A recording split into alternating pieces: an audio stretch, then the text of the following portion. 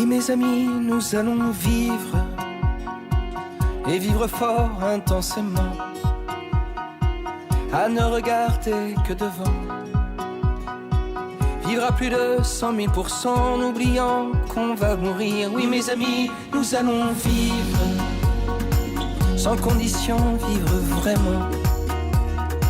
Sans peut-être, sans oui mais attends. À tout bouffer à pleines dents, à surtout ne jamais subir. Oui mes amis, nous allons vivre, les doigts en verre, la tête au vent, le regard fier, le feu au sang, le courage et le cœur battant, nous relevant malgré le pire. Oui mes amis, nous allons vivre. Nouvelle émission hashtag aujourd'hui avec un invité des résidents de l'ESAT de Civergol. Et je suis ravie d'accueillir tout d'abord dans nos studios Guénaël. Alors Guénaël, bonjour. Bonjour. Alors, est-ce que vous pouvez tout d'abord, Guénaël, vous présenter un petit peu, revenir sur votre parcours? D'où est-ce que vous venez? Bonjour à tous, bonjour à tout le monde. Je viens de Chantelle, j'ai 22 ans. Je suis originaire de l'Allier, j'arrive au foyer de Civergol fin janvier 2022 et je travaille en blanchisserie depuis 2 ans même, voilà. Alors, qu'est-ce que vous avez fait avant de venir à Civergol? Vous étiez où? Vous pouvez nous dire? J'étais à l'IME La Clarté de 2017 jusqu'en 2022 et j'avais une agréable référente qui s'appelait Aurélie, qui m'avait soutenu pendant 5 ans. C'était 5 ans de bonheur. Très bien. Alors, pourquoi avoir choisi ensuite de venir à Civergol? Qu'est-ce qui vous a poussé à venir en Lozère? Eh ben en fait, je suis venu à Civergol parce que j'avais envie de faire un stage chez eux et pour découvrir notamment un métier, notamment l'atelier de la blanchisserie. Et j'ai commencé directement par un stage de 3 semaines en blanchisserie. Donc c'était juste pour découvrir... Pour essayer, pour voir si ça voilà. vous plaisait. C'est ça, tout à fait. Et du coup, ça a été positif. Ça va, oui. Vous êtes resté en blanchisserie? Vous avez essayé les autres ateliers? Non, et c'était direct. D'accord. Vous n'avez pas voulu essayer les autres Non, parce que... Ça vous a plu? Oui, j'avais déjà, en fait, un choix, déjà, avant de partir de l'IME, déjà qui était défini. Et l'IME, juste avant que je parte, m'avait mis en place du linge, quoi. Sauf le jeudi, parce que le jeudi, à l'IME, il y a un petit restaurant pédagogique qui est ouvert toute la journée, proposé par Madame Grilliard Sandra, qui était mon éducatrice de cuisine, avec sa collègue Sandrine Rouet, à qui j'embrasse, donc qui m'ont accompagné pendant... je ne sais plus combien de temps, mais pendant un certain temps. Donc le jeudi, c'était cuisine. C'est ça. Donc on a des belles notions de cuisine quand même. Oui, j'ai quelques petites notions, mais c'était ma première idée de base. Mais on m'a dit qu'il fallait être rapide, tout ça. Et alors ça, la rapidité, c'était pas... Mais vous avez peut-être d'autres qualités. C'est ça. C'est ça. Il en faut d'autres pour faire de la blanchisserie d'ailleurs. Oui. Ah ben, au départ, la blanchisserie, quand j'étais arrivé, les 2-3 premiers jours, j'arrêtais pas de bouger comme une pile. Je bougeais et je n'y connaissais pas grand-chose. Et j'avais formulé de passer sur tous les postes. Et effectivement, je suis passé sur tous les postes. Et au bout d'un moment... je pense que c'était la première année que j'étais arrivé. Pendant plusieurs mois, j'étais à côté de ma collègue Émilie. Bon, ça est tenu pendant quelques temps et après, ben, c'était juste une petite formation de quelques mois et après, ben, c'est vrai que je l'ai laissée reprendre toute seule parce que, voilà, elle avait besoin d'être toute seule et donc, du coup, j'ai fait comme tous les autres, voilà. Vous avez évolué, vous avez fait autre chose. C'est ça. D'accord. Mais quand elle est absente, je la remplace souvent. Alors, en quoi consiste votre travail justement au niveau de la blanchisserie? On travaille pour les hôpitaux, pour les maisons de retraite, pour les hôtels, les maisons de vacances pour les jeunes. Que ça peut aller de l'Aubrac, en Margeride, en passant par le foyer de Sivergol. Qu'on lave 1 à 2 fois par semaine. Et les résidents aussi ont un libre choix de laver leur linge soit sur le foyer, soit de le faire laver à la buanderie. D'accord. Et c'est du linge, c'est du gros linge en fait, c'est des draps, c'est des serviettes, c'est ça? Il y a de tout. Il y a de tout? Oui. Alors qu'est-ce qui vous plaît dans cet atelier-là, vous? Eh ben en fait, ce qui me plaît le plus, c'est quand même la calandreuse. Ah, pourtant ça chauffe la calandreuse, il me semble, non? Oui, mais par contre, j'adore la calandreuse parce qu'en fait, on fait passer les draps dessus, et il y a des pinces de chaque côté, et ça fait clac-clac, et c'est bien parce qu'après tu vois un peu si t'as bien passé Si c'est le bien drap. plié, si C'est c'est... ça. voilà, ça En vous fait, plaît ça. t'enclenches et ça fait monter et ça le plie. Et après, quand le pliage est terminé, ça le renvoie de l'autre côté par celui qui va récupérer le linge. En fait, il y a la satisfaction du travail fini, c'est ça? Oui, Quand ça passe à la calandreuse, après, c'est que c'est fait. oui. Très bien. Alors, comment est-ce que vous vous êtes adapté à la structure de Sivergol de façon quotidienne, on va dire? Parce qu'il y a le travail, mais il y a la vie au foyer après. Oui. Alors, comment ça s'est passé ça? Ça a été facile, un peu difficile, la vie en collectivité? Alors, au départ, j'avoue, pour moi, ça a été très compliqué. J'ai eu des échos avec l'une de mes anciennes référentes. Bon, après, j'allais souvent rester seul dans mon coin, mais après, au fur et à mesure du temps, il est vrai que je commençais à sortir petit à petit dehors tout seul. Et là, depuis quelques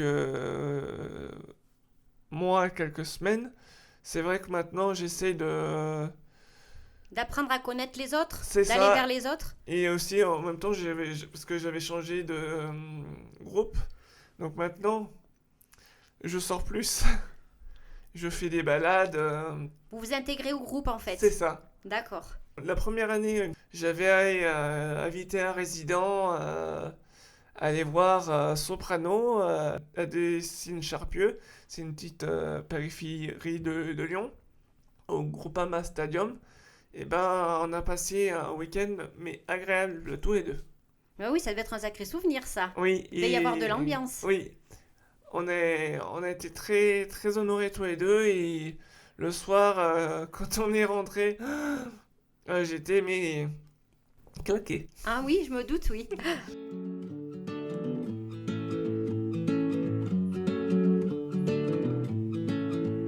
On ne se connaît pas, mais je voulais vous dire merci. Si vous saviez combien vous avez changé ma vie, sans vraiment le savoir, vous avez fait de la magie. Moi qui ne croyais plus en moi ni en l'avenir, combien de fois ai-je voulu tout foutre en l'air? Je n'avais plus la force et l'envie d'aller faire ma guerre. Je n'avais plus le souffle pour faire tourner la roue. Jusqu'au jour où le destin vous a mis sur ma route. Oui, c'est vous qui m'avez réanimé. Grâce à vous, ma flamme s'est allumée.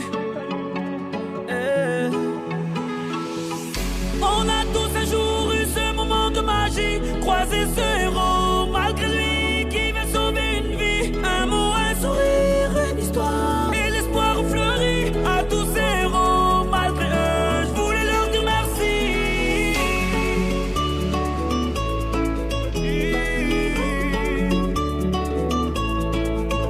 On ne se connaît pas, mais vous m'avez tellement appris. Vos mots, vos sourires et vos larmes ont sauvé la vie. Vos combats m'ont appris à encaisser les coups. Et votre persévérance à me remettre debout. Vos médailles ont redonné vie à mes rêves de gamin. Vos valeurs m'ont appris ce qu'est vraiment être un humain. Vous êtes ce second souffle qui m'a fait tourner la roue. Je remercie le destin de vous avoir mis sur ma route. Oui, c'est vous qui m'avez réanimé. Grâce à vous, ma flamme s'est allumée.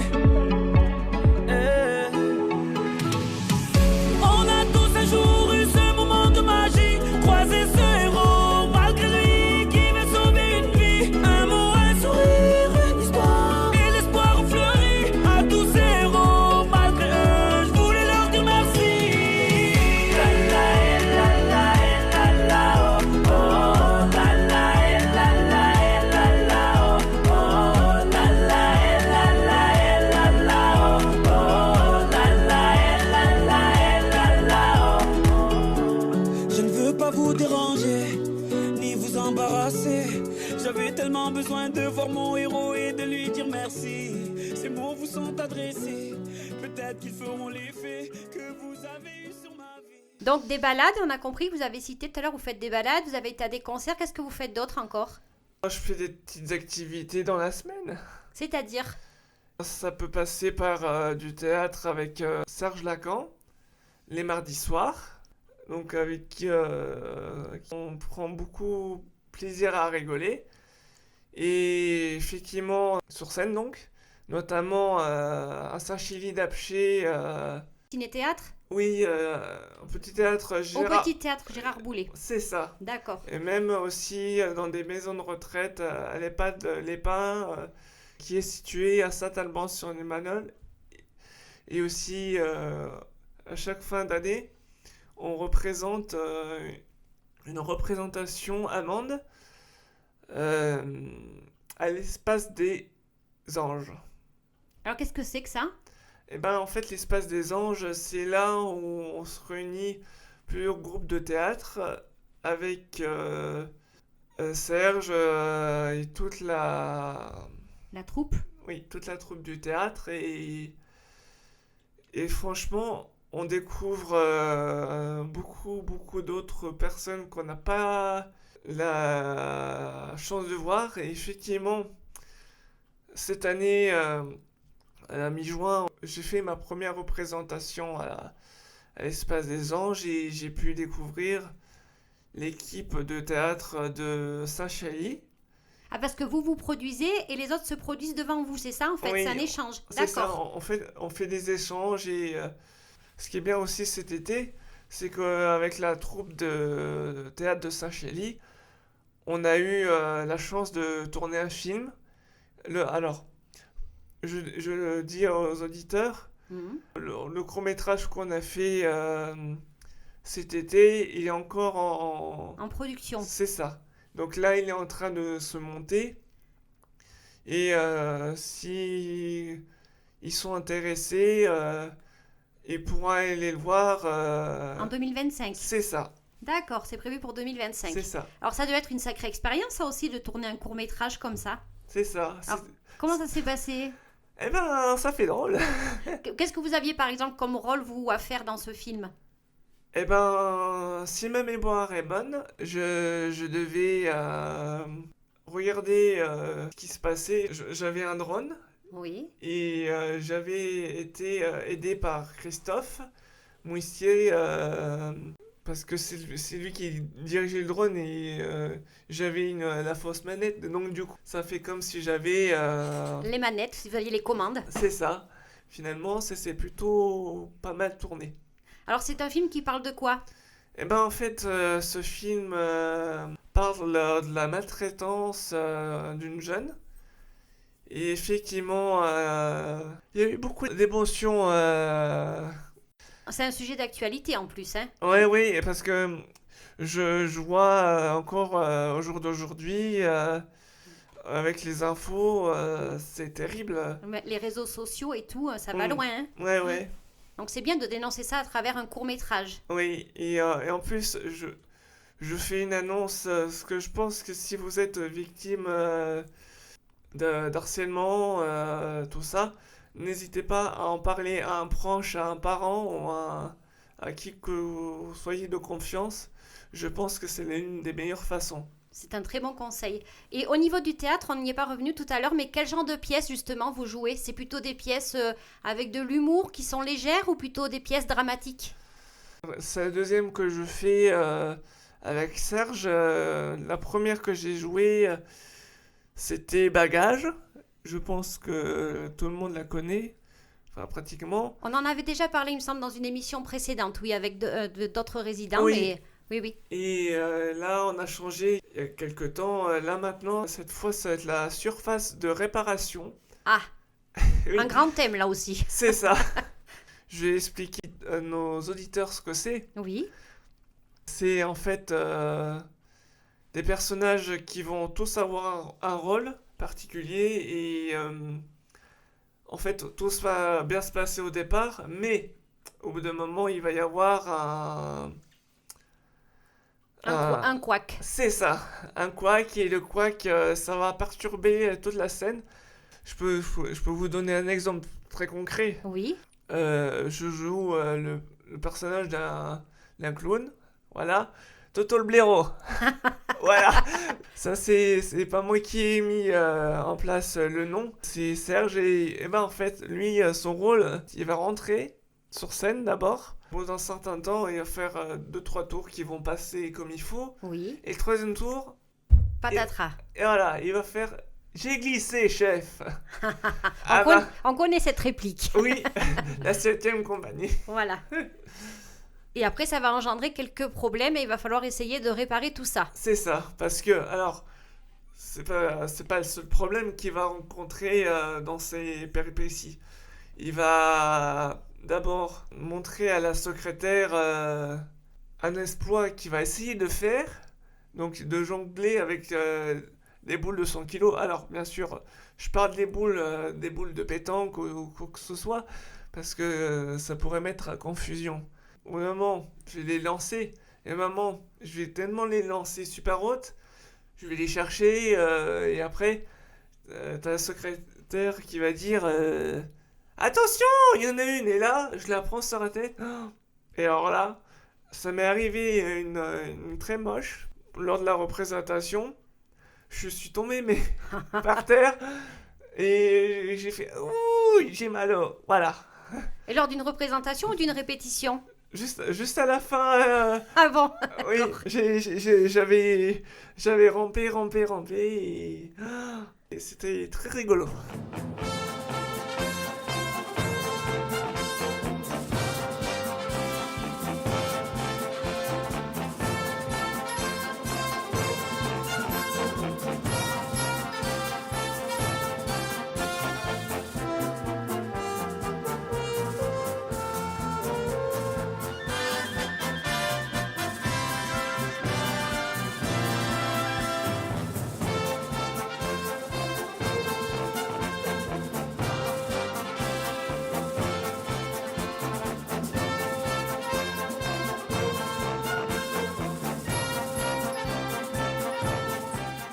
Alors, on va vous parler de ces pièces de théâtre et de ce tournage de film avec passion. Qu'est-ce qui vous plaît quand vous faites tout ça là? Le théâtre, qu'est-ce que ça vous apporte finalement?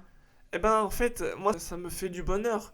Parce que, alors, ça me rappelle les pièces de théâtre que j'avais fait quelques années auparavant, parce que j'en avais déjà fait du théâtre dans l'Allier à Bouvernay avec Paul et Alain. Alors, Paul et Alain, c'était mes profs de théâtre à Bouvernay. J'ai arrêté subitement le théâtre parce qu'il y a mon prof de théâtre qui est parti suite à un cancer. Bon, je sais, je vais encore avoir du mal à en parler de cette affaire. Mais après, c'est ce qui m'a fait arrêter subitement le théâtre. Mais bon, j'ai pris conscience sur moi, et j'ai dit que j'allais arrêter pendant un certain temps. En fait, j'ai eu 2 raisons. Parce qu'il y a eu derrière trop d'émotions. On Il y avait, peut le comprendre. il y a aussi les déplacements. Après, voilà.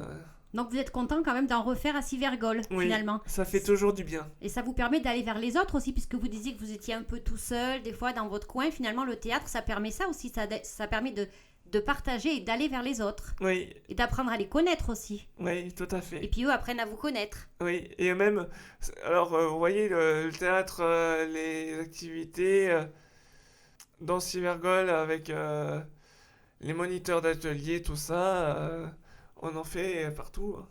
Parce que, voilà, hein, on est même avec ses camarades, hein. Puis ça vous permet de bouger aussi. Vous Oui. allez dans plusieurs endroits, ça vous Oui. permet de sortir un petit peu. Et c'est pas tout parce que le mardi, c'est une journée très chargée. Ah, pourquoi elle est chargée cette Alors. journée du mardi? Et je vais m'expliquer. En fait, une fois que j'ai fini le théâtre, je vais directement faire de la zumba. Ah, on fait de la Zumba aussi. Oui. Mais vous êtes un véritable artiste. Oui, parce que j'adore danser et donc j'ai dit cette année je monte mes capacités à certains résidents, notamment peut-être à Elodie, Pourquoi pas? parce que je sais que à chaque fois elle est très impliquée dans ce qu'on fait. Elle vous soutient, c'est ça? Elle Bah, vous motive? c'est qu'elle aime bien savoir ce qu'on fait dans chaque projet. Et dans chaque projet, chaque année, bah, en fait, on peut dire effectivement ce qu'on peut faire, ce qu'on fait et avec qui.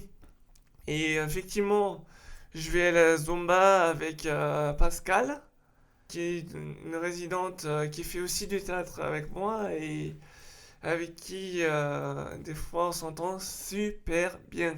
Et la Zumba, il faut de l'énergie, il faut avoir le rythme aussi. Oui, oui, et ce rythme, je l'ai gardé en fait pendant toutes les vacances d'automne. Oui.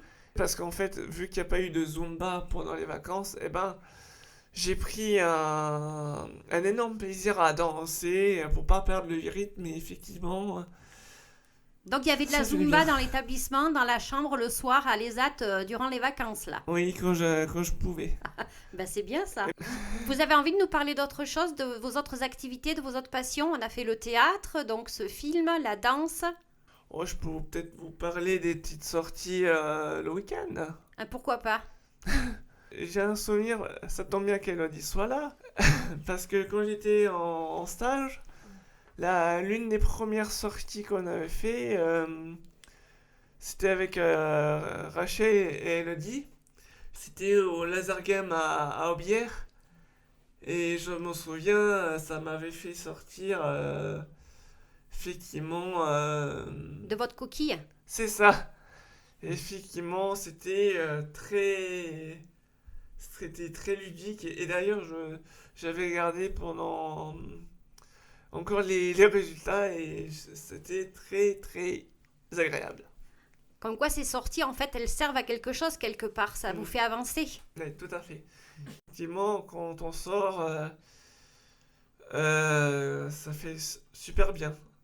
On peut rire, on peut pleurer. Allez, un autre exemple pour terminer sur ces sorties du week-end. Il y a un autre exemple qui vous vient? On va parler de la sortie qui est pas très loin d'ici, à côté de Favrol, à Montchanson. Oui. Voilà, je sais pas si... L'après-midi théâtre, Voilà. c'est ça, la fameuse après-midi théâtre. Oui, à Montchanson, il y a souvent... Chaque année, il y a une pièce de théâtre qui voilà, est jouée. et effectivement, j'étais allé la voir avec Laurence. Bon, c'était pas mon propre choix et elle m'avait dit « Bon, Yana, il faudrait que tu sortes un petit peu, il faut éviter que tu sois tout le temps dans ta coquille. » Effectivement, je suis sorti et quand on y allait, le sourire était... Ah oui, parce qu'en général, on rigole à ces pièces de théâtre. hein. Ah, mais ça je vous confirme. Quand c'est de mon côté aussi, je joue Et oui, aussi, mais je rigole aussi. très bien, Guénaël. Eh bien, on a passé un bon moment à votre compagnie. Oui. Merci beaucoup.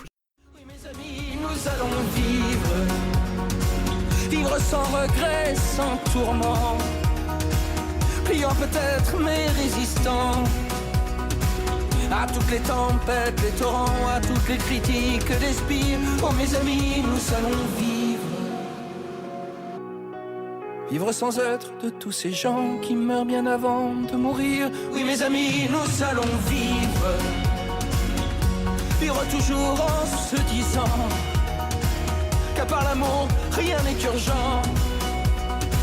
Le reste est vain, inconsistant, car un jour nous allons mourir. Mais d'ici là, nous allons vivre à tout donner, à tout venant. sans calculer, presque inconscient. Car rien ne vaut que ces instants où l'on oublie qu'on va mourir, oui mes amis.